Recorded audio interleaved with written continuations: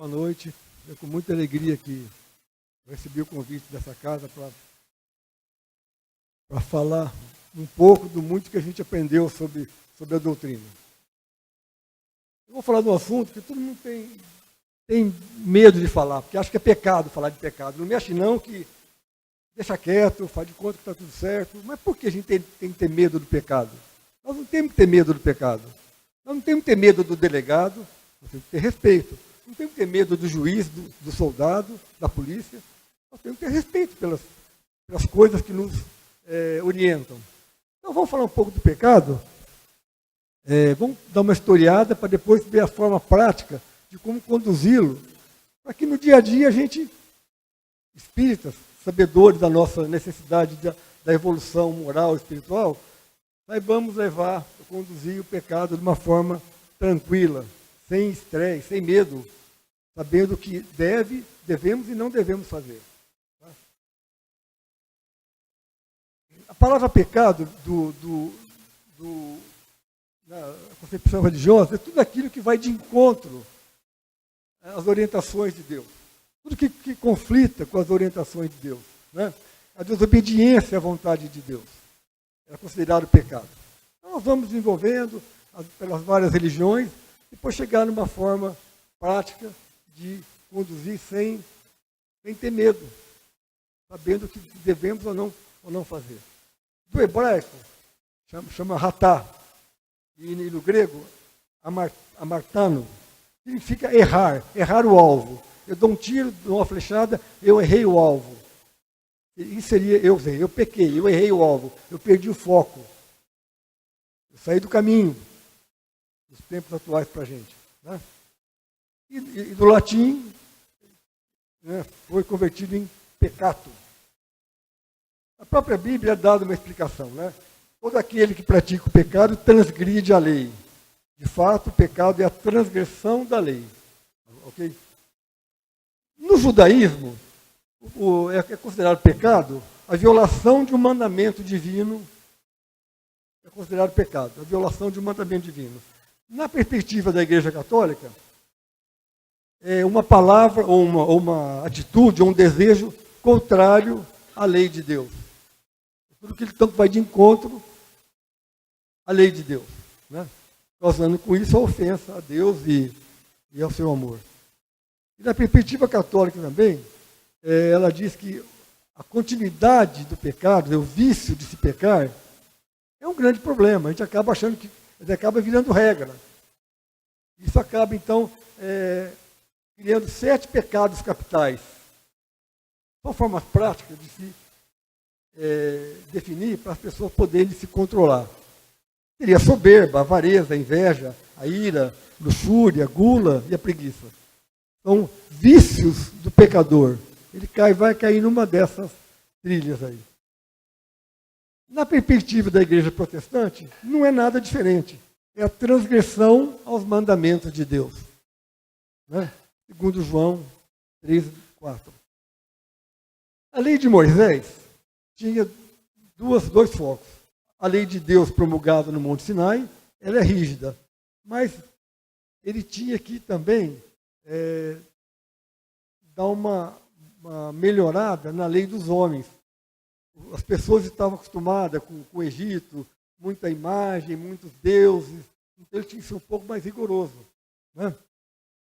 Uma é invariável, que são os 10 mandamentos, é a lei de Deus. A outra é apropriada aos costumes de cada época, ela vem evoluindo. Tanto que com o advento das religiões espíritas, né, a nossa, outras também, ficou mais focada no livre-arbítrio. Cada um vai saber o que é pecado, o que deve e o que não deve fazer.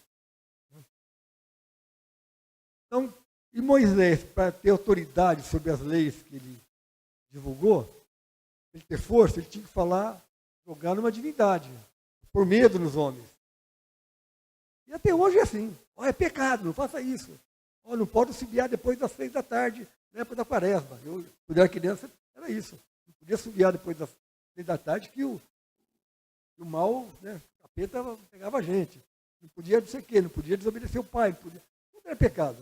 Então nós vivemos no medo, porque alguém, um ser superior, estava sobre a mão em cima da gente. Né? Então, nós já falamos.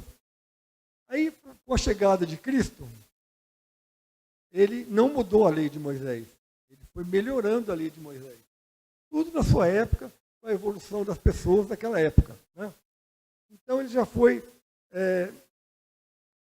focando dos deveres que nós tínhamos, as pessoas da época tinham com Deus. Não com as obrigações pesadas, mas foi jogando mais para o amor ao Pai. Né? Tanto que Cristo já dizia, né? Amar a Deus acima de todas as coisas e o próximo como a ti mesmo. Não mudou nada as leis de Moisés. Nós vamos citar daqui a pouco os 10 mandamentos. Mas ele foi tornando um pouco mais light, mais leve, mais objetiva. As coisas vão evoluindo, as pessoas vão evoluindo, material e moralmente, que é o objetivo das nossas várias reencarnações, a nossa evolução moral e espiritual. Então, Cristo já veio com uma posição mais tranquila, de amor ao próximo, de amor a Deus. E com o advento da doutrina espírita, né, a coisa foi ficando mais jogando a responsabilidade de cada um. Vocês estão aqui para poder desenvolver os conhecimentos espíritas.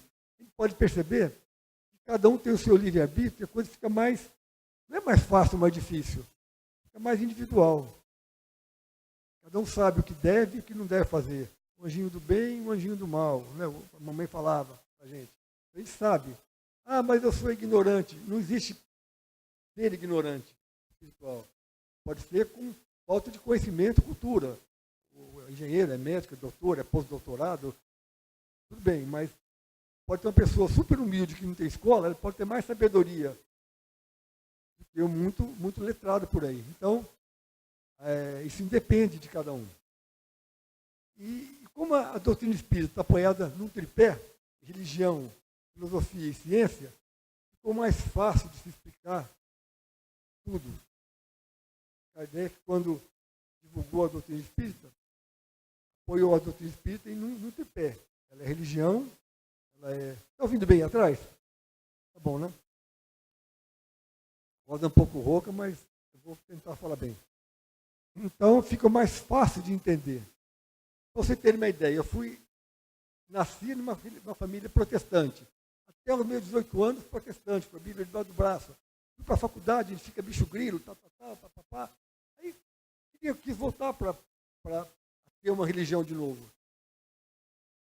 Eu não consegui mais na igreja presbiteriana. Eu me identifiquei na doutrina espírita. Aí, o pastor da minha cidade, que morava em Mirassol na época, agora mora aqui, ele falou, pô, você não, né, era meu amigo de infância, virou pastor, você nos abandonou, né? Volte para a casa de Deus. Eu falei, não, eu não abandonei ninguém, não. Quem anda de moto nunca esquece a bicicleta. Tudo é uma evolução. Ele ficou quieto, ele entendeu. Então, todas as religiões têm a mesma finalidade. Cuidar do teu espírito, da tua evolução moral e espiritual, qualquer que seja ela. Desde a mais umbanda, quimbanda, candomblé, católica, protestante, espírita, evangélica, todas cuidam da nossa alma. Como o hospital cuida do corpo, o supermercado nos vende alimentos para o corpo, as religiões visam cuidar do nosso espírito. Então, independentemente de qualquer religião, todas visam a nossa evolução moral e espiritual. Assim como cada um tem uma roupa diferente aqui, todos estão vestidos. Assim é a religião, cada um escolhe aquela que melhor veste a sua maneira de enxergar. Então, com a doutrina espírita, eu não mudei a minha formação religiosa. Né? Foi somando, foi mudando. E pela formação de engenharia, mais matemática, certinho, eu queria comprovar as coisas. E a doutrina espírita, por ser religião, filosofia e ciência, me tornou mais fácil o entendimento. Eu ia lendo o Evangelho, o Livro dos Espíritos, no dia a dia eu ia comprovando as coisas acontecerem. Então minha vida ficou mais fácil. Se eu não tivesse esse conhecimento, eu não sei se eu teria hoje com 34 anos de casado com a mesma mulher, né? A primeira e única. Não sei se eu conseguiria educar meus filhos como eu eduquei, com a paciência, apesar de todo o estresse do dia a dia. Então, com mais fácil entendimento. Então, a doutrina espírita, por ser religião, filosofia e ciência, ela dá mais condições da gente entender e comprovar no dia a dia o que as religiões explicam para a gente. É mais fácil, joga mais na nossa responsabilidade. Não porque alguém mandou ser assim, não. Nós entendemos como as coisas têm que ser e por que tem que ser assim. Então, aquela coisa do sobrenatural, é pecado, não pode, olha o capeta, olha o santo, vai acabando, vão terminando, vai ficando na nossa consciência, saber o que devemos e o que não devemos fazer, o que é progressista, o que nos progride, o que nos regride ou nos estaciona, né? O que é bom, o que é ruim. Então, a doutrina espírita tem essa facilidade, ela nos dá essa facilidade de entendimento para a gente conduz as nossas atitudes, o nosso livre-arbítrio, evidentemente. Então, aquele fenômeno, não, isso é um milagre, isso, cuidado, não tem mais essas coisas, as coisas ficam mais objetivas, mais ciência, mais fácil, mais a gente percebe que o nosso veículo flui mais depressa, né? A gente entende melhor as coisas, as pessoas, o entendimento. Okay? Então, você pode ver que, com a chegada de Jesus, não era mais aquele Deus punitivo. Deus castiga, como Moisés tinha que jogar para a divindade, para ele poder ter força sobre aquele povo. Cristo, quando chegou, ele já chamava Deus de Pai. A coisa foi ficando mais perto dele, né? Meu Pai, nosso Pai, né? Então as coisas foram ficando mais próximas do homem, não distante. O pecado é coisa. Não, o pecado é uma coisa que está no nosso dia a dia. Vamos administrá-lo como alimento. Todo alimento é bom ou ruim. Ele pode comer e se intoxicar e morrer, ou podemos sobreviver, viver bem. Temos que saber o que é bom e o que é ruim. A bebida, podemos beber muito e morrer. Né? Podemos beber socialmente e ter uma vida legal com todo mundo. Né? Assim é. Então a doutrina espírita joga para a tua consciência o poder de decisão, o que você deve e o que não deve fazer. E a vida fica mais progressista. As coisas fluem mais depressa. O progresso torna-se melhor. E com o advento da Idade Média, a coisa piorou um pouco. Aí voltou-se de novo ao Deus punitivo. Né?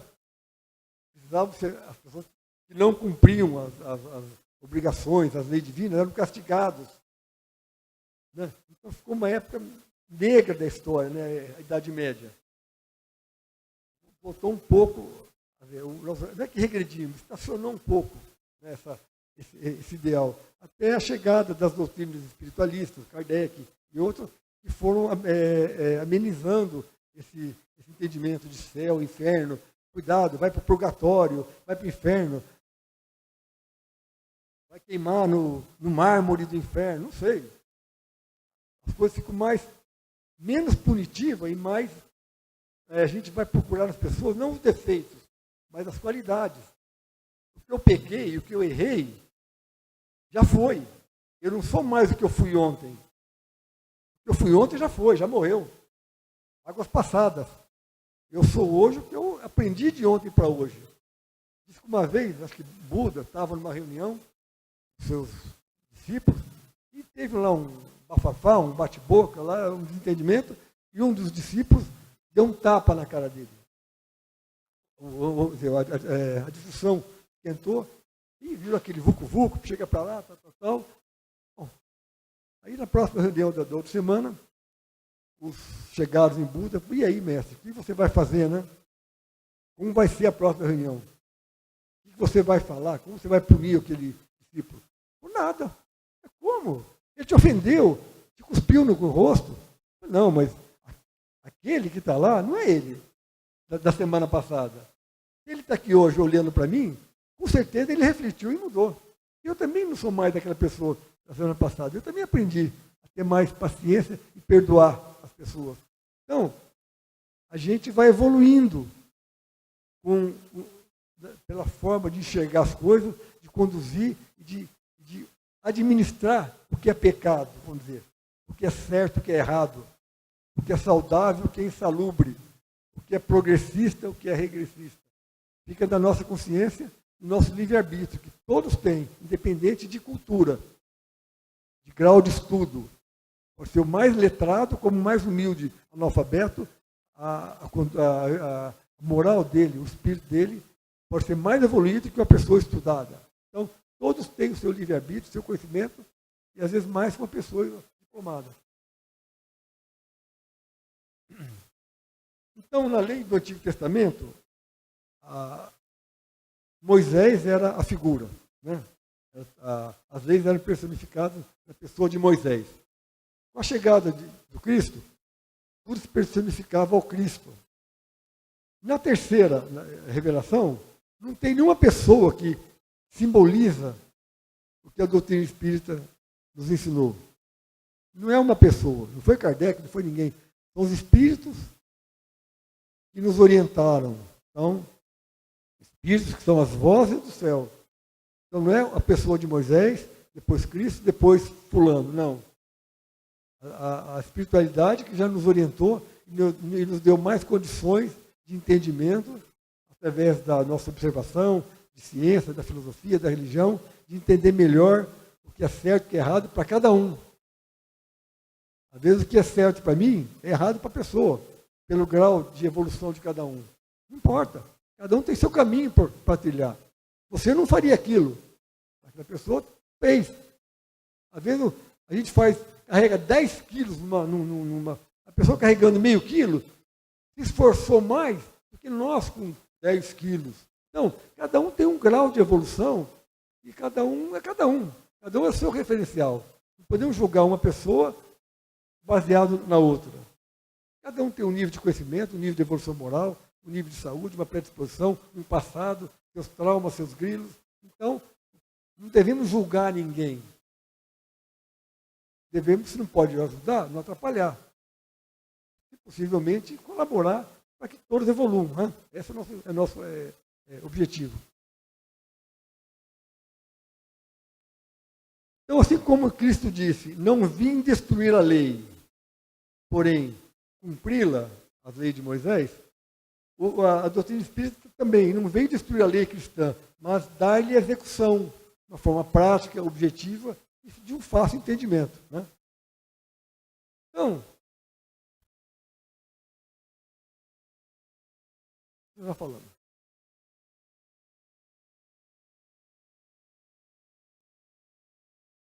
Vamos falar agora dos 10 mandamentos. Por que foi dado para o homem os 10 mandamentos? Tudo na nossa vida tem mandamentos. Tudo tem. Eu saio, pego meu carro, tem uma faixa, aqui é idoso, aqui é portador de necessidade especial, não posso parar, aqui é carga e descarga, não posso parar, aqui é contramão. Não tem regra. Eu vou no meu trabalho, tem horário de entrar, tem horário do café, tem hora de fechar, tem como mandar uma carta, como não mandar. Tudo tem regra. Dentro de casa tem regra.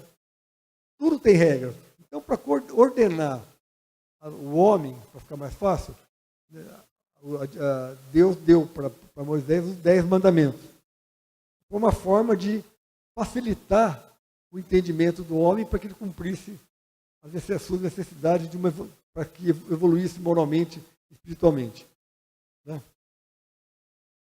Na língua hebraica, os 10 mandamentos significam as 10 palavras, os 10 ditos. Os 10 mandamentos dele aqui, regulamentam a relação do ser humano com Deus e com o próximo.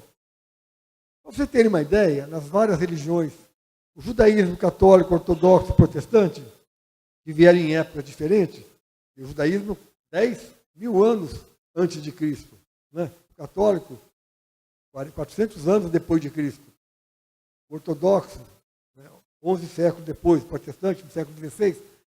Os 10 mandamentos de cada religião são praticamente iguais. Mudam palavras, mas o sentido é o mesmo. Interessante, né?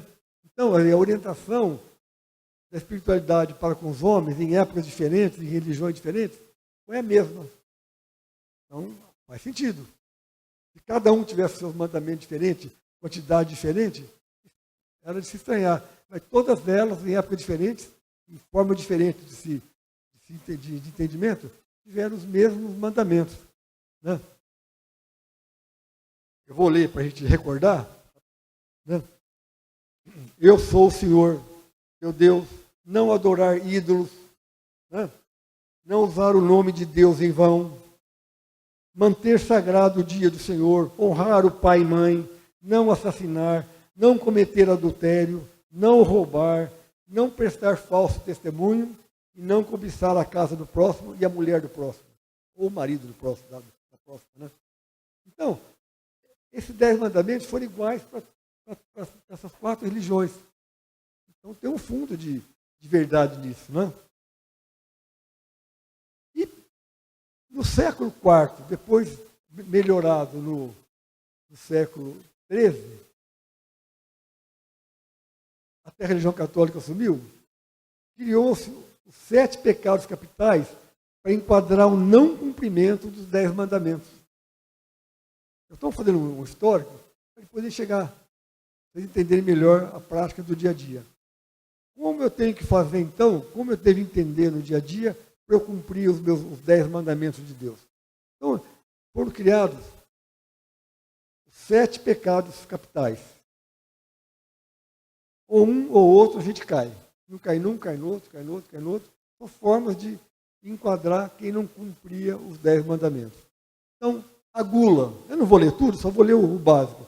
A gula é aquela necessidade, vontade de se comer tudo que vem pela frente. Né? A gente precisa de 300, 400 gramas para manter o corpo e a saúde, a gente come 1 quilo, meio quilo, 600, 700. Dorme que nem um porco depois do almoço, ronca, né? O colesterol vai lá em cima. É a necessidade de se comer cada vez mais sem necessidade. Né? Comer e bebida, é chamada gula. Todos, de uma forma ou de outra, a gente sabe no dia a dia o que é isso. Né? Um doce, uma comida, tudo é bom, tudo pode.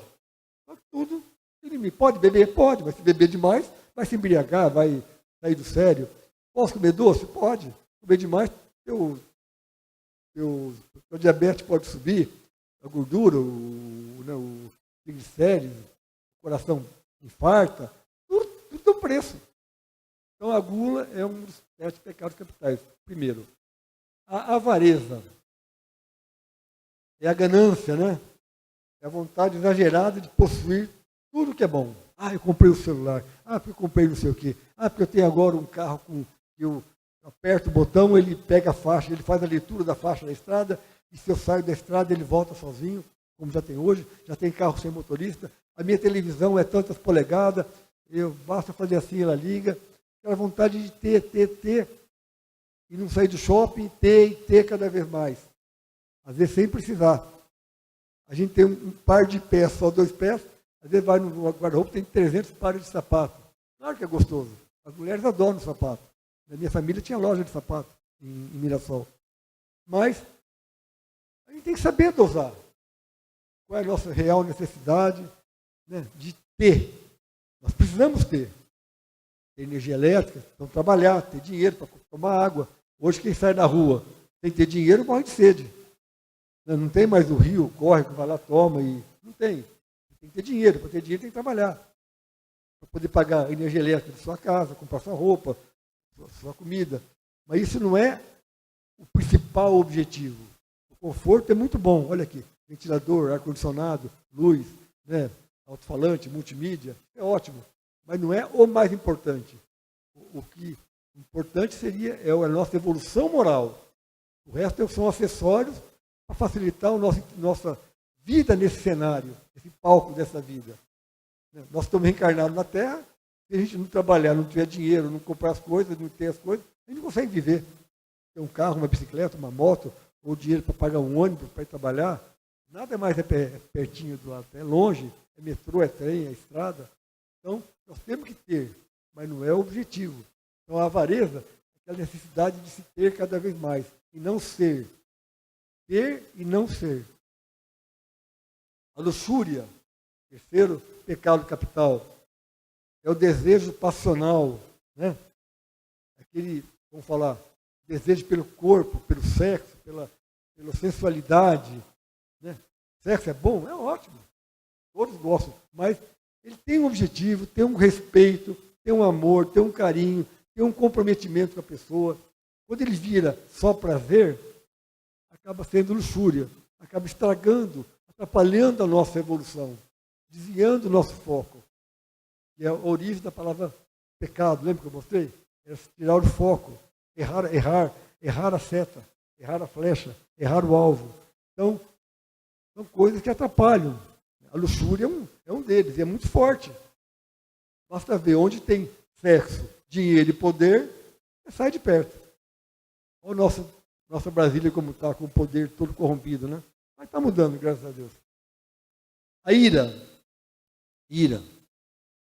é o intenso e descontrolado sentimento de raiva, ódio, rancor, que pode ou não virar sentimento de vingança.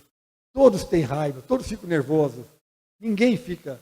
Só a Madre Teresa, Chico Xavier, que era, né, tranquilo, zen. A gente, ou mais ou menos, ou época passada mais, agora menos, a gente vai aprendendo a controlar a nossa impaciência, a nossa raiva, o nosso reflexo rápido de não levar o desaforo para casa, né? Isso é uma tremenda ignorância.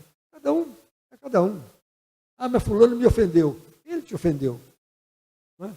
Foi você que ofendeu ele. Quem está doente é ele. Ore por ele. Né? Uma vez uma pessoa falou para mim, você quer começar a fazer caridade? Ore pelos teus inimigos. Brincadeira, né? Vou orar pelos meus inimigos. Não faça. Ninguém vai ficar sabendo. Sua esposa não vai nem saber, você está deitado lá na cama. Reza pelas pessoas que pensam mal, te agem mal. Você vai desarmando. Eles precisam de ajuda. Não é o médico que tem que tomar remédio. O médico tem que dar o remédio, o tratamento, para quem está doente. Então, a ira é um dos pecados capitais que todo mundo, ou mais ou menos, teve mais com a idade, com a evolução, tende a diminuir, né? É o nosso objetivo. Mas nós temos que controlar. A raiva, isso atrapalha a gente. Atrapalha o nosso centro, o chakra, que do estômago dói, né? Tudo machuca, o coração infarta, né? Dá um AVC na pessoa, tudo por causa da raiva, tem que controlar, não vai resolver nada. Também não é ser bobo também, é saber administrar as coisas, né? A inveja é aquela necessidade ou aquela falta de conhecimento de se valorizar as coisas que você tem.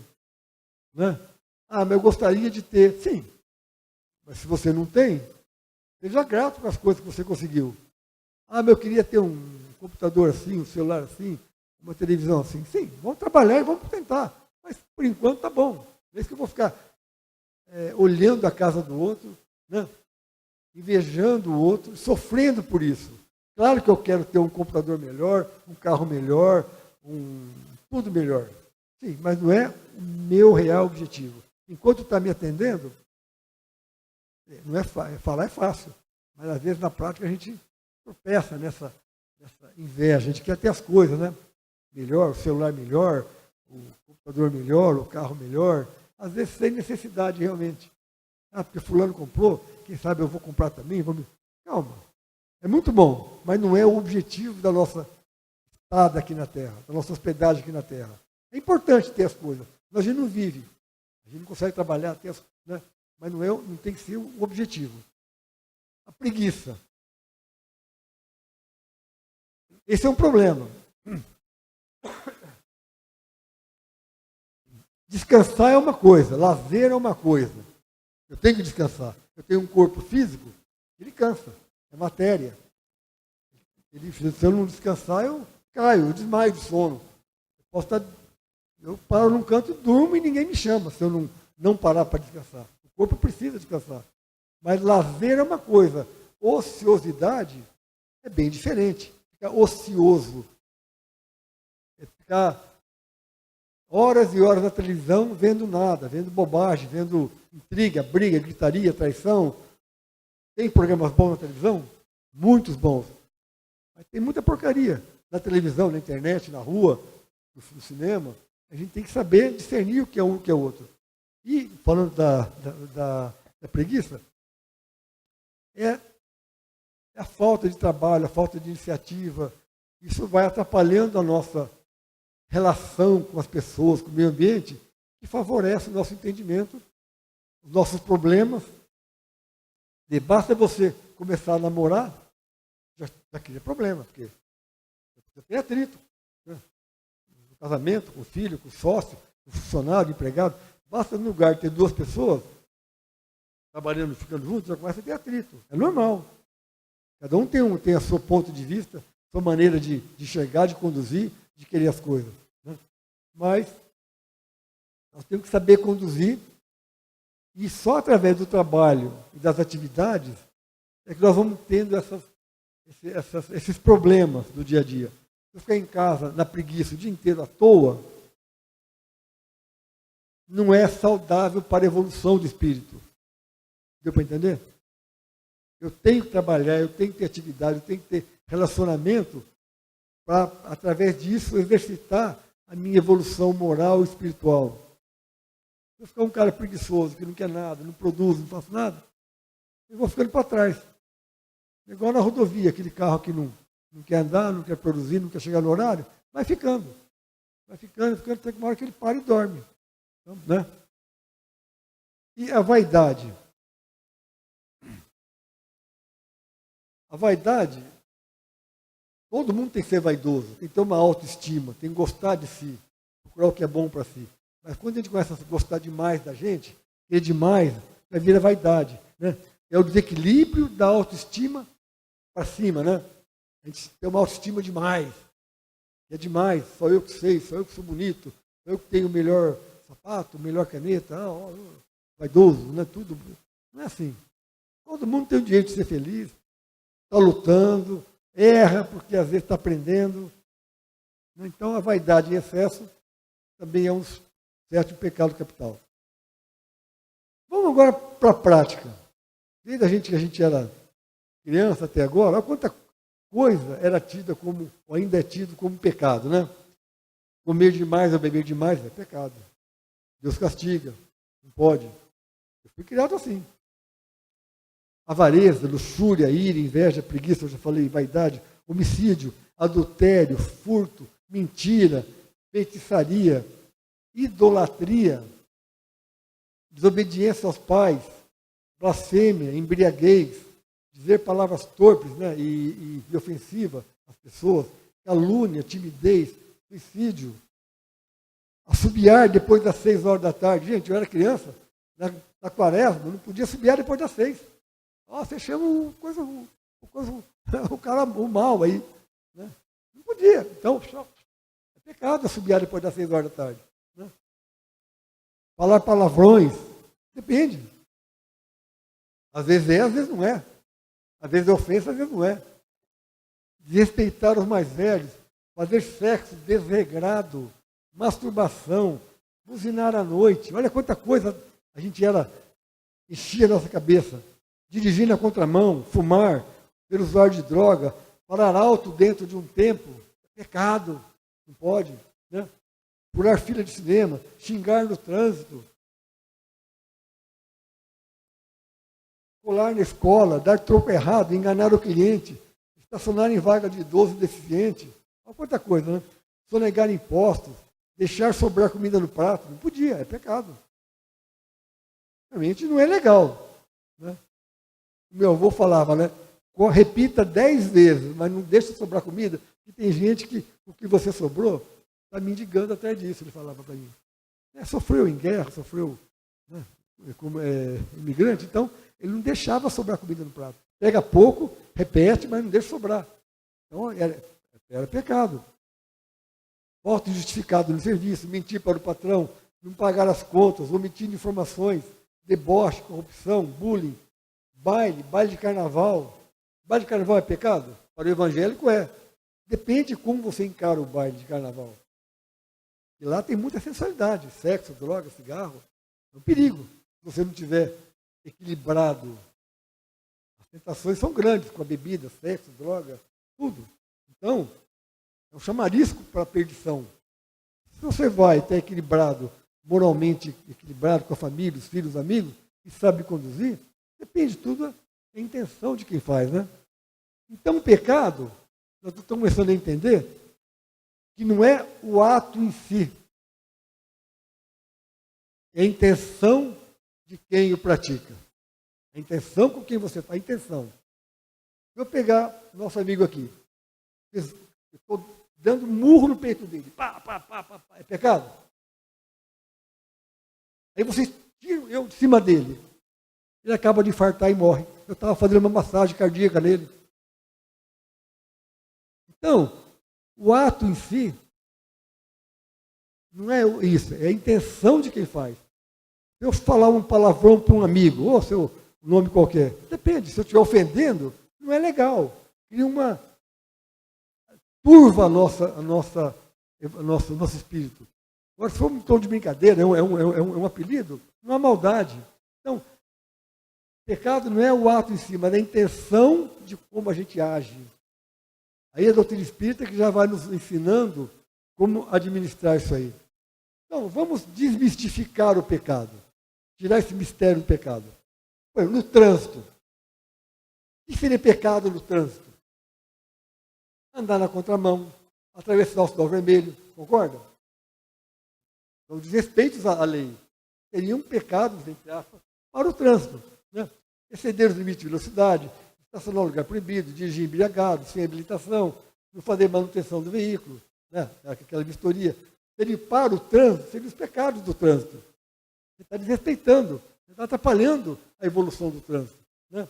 No trabalho, né? Chegar atrasado, faltar sem justificativa, atrapalhar os colegas. Né? Eu vou ler rapidamente. Estar devidamente com uniforme sujo, né? Tratar mal clientes e colegas, são regras que atrapalham o serviço. Não é verdade? Na escola, né? Chegar atrasado, faltar sem justificativa, não fazer os trabalhos de classe, conversar, atrapalhar os colegas, colar na prova, usar o celular na sala de aula. São atitudes que atrapalhariam o desenvolvimento da aula. Eu estou mostrando que tudo tem suas regras e tudo tem aquilo que não devemos fazer ou não. Tratar mal professores, na família. Tratar mal o cônjuge, filhos. Dar maus exemplos aos familiares, da infidelidade. Faltar com educação aos filhos. Realmente vai atrapalhando. E com a gente mesmo, o que seria, vamos dizer, pecado ou atrapalharia a nossa evolução? Né? Uma alimentação desregrada, bebidas em excesso, más companhias. Temos que saber com quem a gente sai. O tempo que a gente gasta com as pessoas falando borracha. O dia inteiro falando nada. A tarde inteira no boteco falando nada. Tá bom, vai lá ver um amigo, conversa, tal, mata a saudade. Sim, mas vai ficar o dia inteiro ali. Né? Maus pensamentos, leitura sem proveito, filmes sem qualidade moral, está cheio na televisão, cinema. Programa de TV, não tem proveito nenhum. É só barulho, música boba, bunda de mulher, peito de fora, tudo que prende atenção, mas não nos acrescenta nada. Tanto que os programas de policiais que mais dão ibope são das 6h30 da tarde, quando a família está chegando em casa, né, esses que mostra sangue, estupro, acidente, a gente prende a atenção da gente. E quando vai mostrar a mulher arrebentada, entra propaganda, um monte de oferta, para o consumidor amanhã comprar, pagar imposto, manter a corte lá em Brasília, a gente fica aqui com medo da insegurança. Então temos que saber o que escolher, o que é melhor para a gente. Né? Não perder tempo com nada. Tá certo? Então o pecado, vou repetir, não é o ato em si, mas a intenção e o estado de espírito de quem o pratica. Lá atrás nós falamos, né, que pecado seria errar no sentido de não atingir o alvo. Né? Atirei a flecha, errei o alvo, eu pequei. Seria o quê? Desviei do meu foco. Eu tenho um foco, tenho um caminho a seguir, eu estou desviando de foco. Atrapalhando a minha evolução moral. Então, nós não devemos ter medo do pecado. Ele não é um bicho-papão. Agora nós entendemos o que é o pecado. É aquilo que atrapalha a nossa evolução moral. Para mim, ele tem um tamanho, uma certa altitude. Para outro, ele tem uma outra medida. Para ele tem outra medida. Cada um no seu livre-arbítrio vai saber medir o que deve e o que não deve fazer, de acordo com a sua evolução, com a sua necessidade, seu ímpeto nervoso. Né? Então, em resumo, você não tem que ter medo do delegado, medo do juiz, do policial, do patrão. Tem que ter respeito. Cada um tem um papel a desempenhar na sociedade. Tem que ter medo. Tem que ter medo do pecado. Porque eu tenho que saber, ele não vai bater em mim. Só que se eu errar, eu vou atrapalhar a minha evolução moral. Se eu correr na rodovia, o radar me pega. Posso perder minha carteira, tem que ter aula de novo lá na escolinha, lá do Detran. Então, tudo tem um preço. Mas se você quiser, você é dono do seu livre-arbítrio. Né? Não tem que ter medo, pavor, como era antigamente. Nós temos que administrar o que é progressista e o que não é. Então, com o nosso livre-arbítrio, o anjinho do bem, o anjinho do mal, que a mamãe falava para a gente, né? Olha, o Senhor, consulte a tua consciência. Ele nos dá condições de saber o que é bom ou ruim, tranquilamente. Ah, mas eu não sei, eu não tenho escola. Independe de nível de escolaridade. Independe. Tem pessoas humildes, sem escolaridade nenhuma, que é muito mais evoluído moralmente, espiritualmente, que um doutor, pós-doutorado e professor de faculdade. Independe de conhecimento material. A gente tem condição de saber se é progressista ou regressista, se é saudável ou insalubre. Nós temos condição de saber o que devemos ou não devemos fazer. Se é honesto ou desonesto, se é verdade ou mentira, se é justo ou injusto. Claro, todo mundo sabe, é só perguntar para a consciência. Ela tem a campainha que ela te cutuca. Isso não tem nada. Então, nós temos que estar sempre atento. É o vigiar e orar, né? Vigiai e orai. Atento para as coisas. Não podemos ficar alheio, babando, colorido. Nós temos que estar atento às coisas. O que é saudável, o que não é, o que é bom, o que é ruim. E ver o melhor para a gente poder atender o que nós viemos fazer aqui na Terra. Não viemos aqui para passear, para ter um carro, para morar, para ter... Não. Nós viemos através desse cenário todo de interferências sociais, família, filho, patrão, empregado, vizinho, trânsito, essa intriga toda que tem, a gente vai lapidando o nosso espírito. Esse é o objetivo real da nossa encarnação. E quanto melhor a gente se lapidar, mais fácil é o processo de desencarne e reencarne. É rápido e evolutivo. As pessoas evoluem mais rápido. Por quê? Estão entendendo o que é qual que é a real necessidade da gente.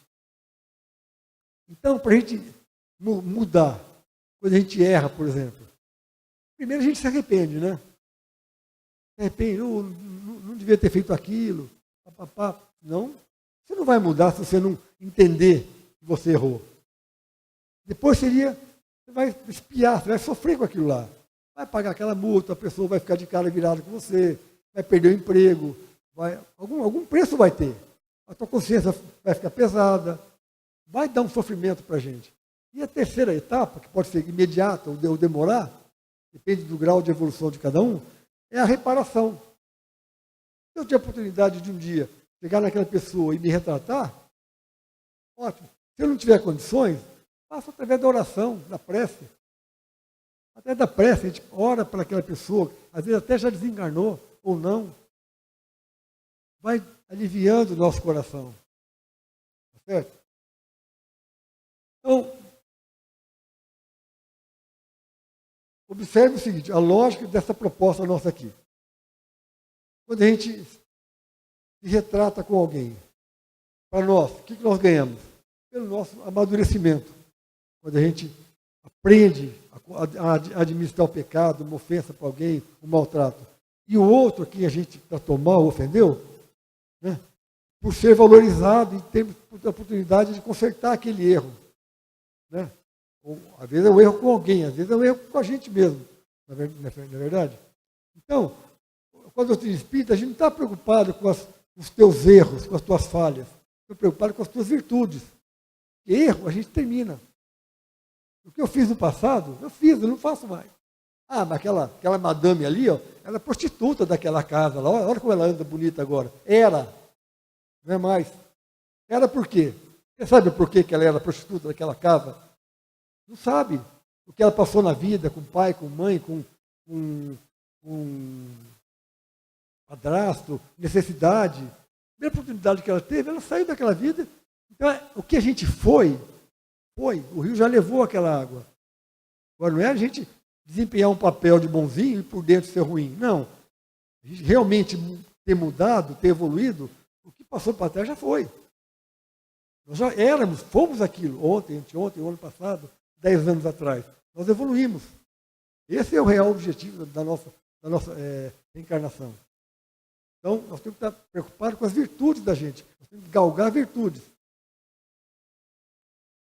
Conclusão, finalizando. Quando a gente consegue administrar bem a conduta dos nossos erros, do que devemos e não devemos, quanto mais a gente vai evoluindo, tudo que sai da gente, por exemplo, como que eu me comuniquei com vocês? Através da fala, né, da minha voz, dos meus gestos. Os gestos ajudaram a minha explanação, né, os meus olhos. De outro falar bonito, se meus olhos estão dizendo que é mentira, né, as mulheres têm um sexto sentido e pega na hora quem é malandro, quem é mentiroso. Mais que os homens. Então, as minhas palavras, os meus gestos, o meu olhar, o meu pensamento tem que refletir o que aprendemos do Evangelho. Se a gente conseguir administrar tudo que é pecado, que é de mal, cuidar da nossa evolução moral, a gente passa a refletir tudo de bom que nós aprendemos no Evangelho. Tudo que sai de nós é da vibração do Evangelho de Jesus. Esse é o nosso objetivo, onde nós temos que galgar para quando a gente terminar a nossa encarnação nessa vida, a gente sair muito melhor, ou pouco melhor, mas melhor de quando nós reencarnamos.